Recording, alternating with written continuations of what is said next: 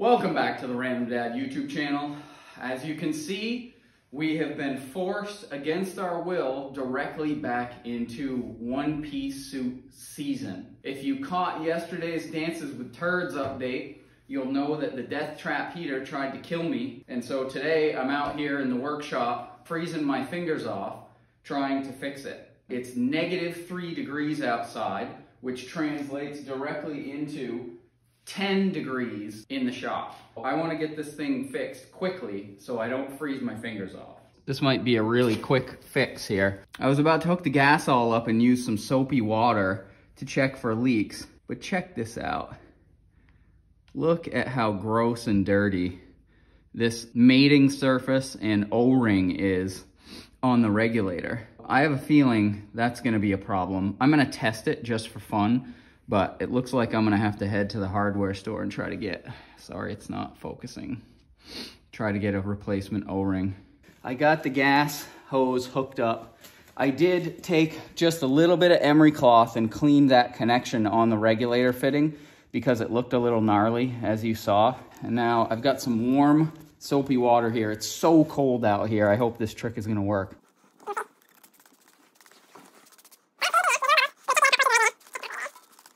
It doesn't appear that we have any leaks. I really don't want my hands to get wet because it's really cold out. Okay, so it looks like we're good on this part of the hose.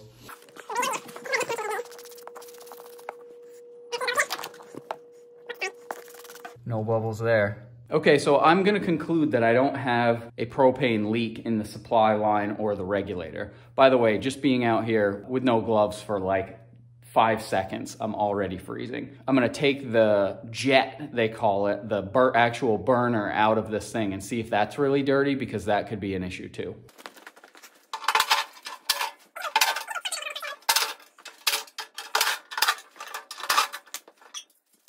This is as basic as it gets, this death trap heater. You've got the gas line coming up from the back, which I'm guessing there's some sort of solenoid in here that just turns it on and off. Comes up into this jet, into this burner orifice. One of these is the igniter, and this must be a sensor for like whether it's on or not. And we've got an electric fan in the back. It's as simple as that. I'm gonna pop this apart and just see if it's super dirty. Adjustable wrenches because I'm lazy.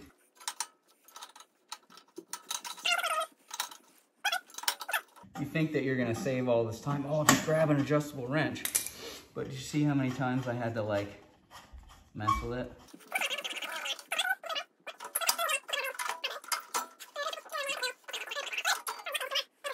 You can see clearly the igniter is the one that's closer to the middle. And then that thing over to the right at like 3 o'clock must be some sort of heat sensor that's like, hey, we're actually burning here. So I gotta try to get that orifice out. Got a 9/16 deep socket on here.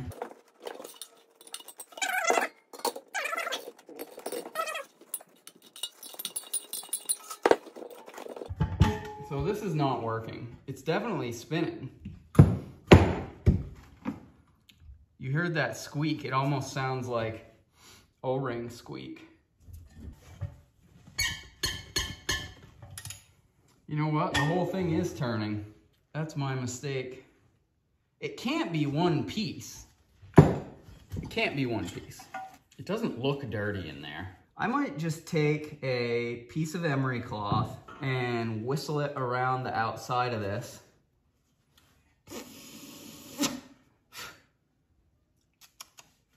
And call it, and put it back together and see what happens.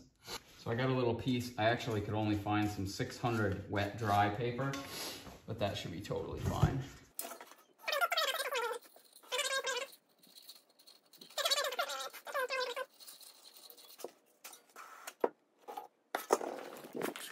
See if you can see in here.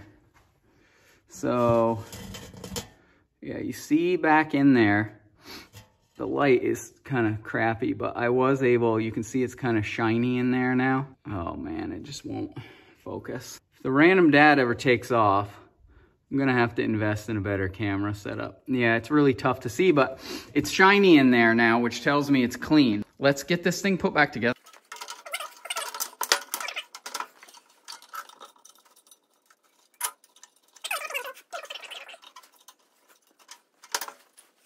got 2 adjustable wrenches here, neither of them fit. So, like I said, it's probably, you think that you're like, oh yeah, I'm just gonna cheat time here. Wrong.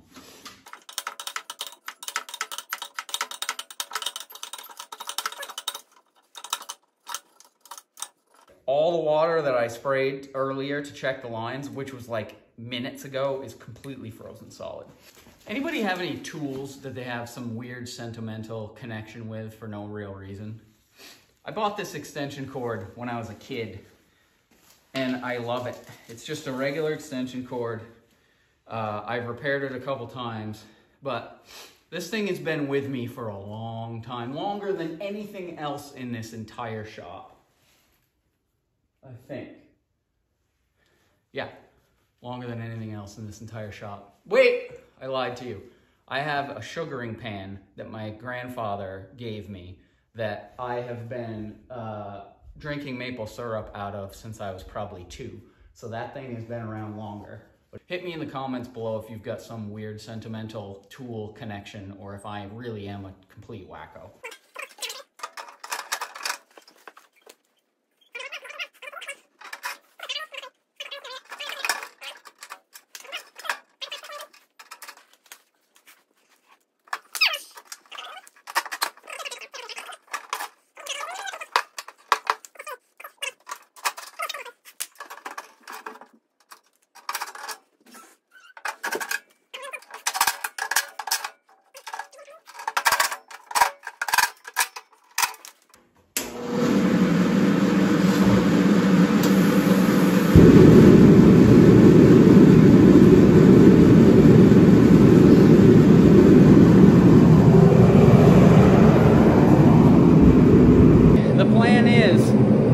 Run this thing for about 15 minutes and then give it the sniff test out here.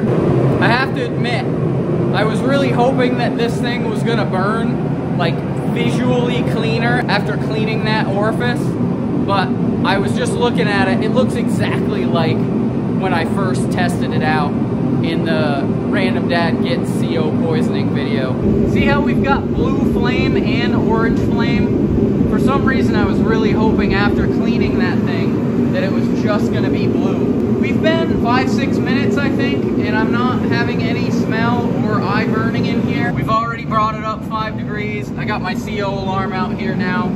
We're another 5 minutes in on the DTS Death Trap Salamander heater.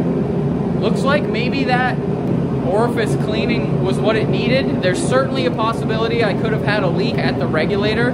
I didn't replace that O-ring. It looks awful, but I was able to kind of clean up the mating surfaces, and I'm not getting any leaks there because I used the soapy water trick. I also might see if they make like a plastic cap to go over that, because when it's not mounted to a propane tank, the thing's just banging all around in the back of my truck, getting smashed, like, and who knows what could nick that O-ring or nick that brass fitting. So it would be cool if I could figure out a way to protect that. Maybe just, you know, electrical tape a bottle cap over the top of it, like a plastic soda bottle cap or something. If you've got any suggestions there, hit me in the comments. I'm coming at you with the bonus footage today, big time. I'm just out here hanging out in the shop while the DTS heater is running, and I keep thinking of stuff. This thing is amazing. It's like a central vac for your garage. I love this thing. I'll put a link in the description below. I received this as a gift a couple years ago, and I was like, dude, I already have a shop vac. I don't really know what I'm gonna do with this thing. It's just here. It's out all the time. The hose I've got coiled up right here. If you jump out of your truck and you see that your kid dumped a bunch of junk on the floor, like crumpled up Cheez-Its or something, you grab this thing, it's just whoo, you can whistle it out, clean it up real quick. If you got your lawn tractor in here and you pop the air box off and it's all full of mouse turds, and you don't want to do Dancing with Turds 3, I know I don't, you just flick this thing on, suck it up, put the hose back. I would highly recommend this thing. See, I got it as a gift, so I don't even know how much it costs. So if I find out that it's like 500 bucks, maybe I won't even put a link in the description. 15 minutes in. Clear eyes, can't lose. I'm calling it fixed. I kind of wish that I had jammed it together and tested it before I cleaned those connectors, because now I'm in this zone of, is it really fixed? Is it causing some sort of weird intermittent problem. I'm pretty confident that I can go back to using this up at the camp. I can use it out here if I've got a project. If my eyes start to water, I'll try it again. Random Dad signing off. Goodbye. Quick update. This is becoming more and more interesting. You know, I ran this thing for a half an hour when I tested it, and I got zeros on this. Well, I reset this when I came out today. Check it out. We're at 32 ppm of CO. This is breaking news on the Random Dad. I don't know what's going on with this thing, but I'm gonna do a little bit more research because I feel like I need more data around the actual CO levels in here. I just did a quick Google and it looks like 1 to 70 ppm of CO is typically okay. You're not gonna have any symptoms, but the fact that this thing is not reading zero is really interesting to me. More to come on this.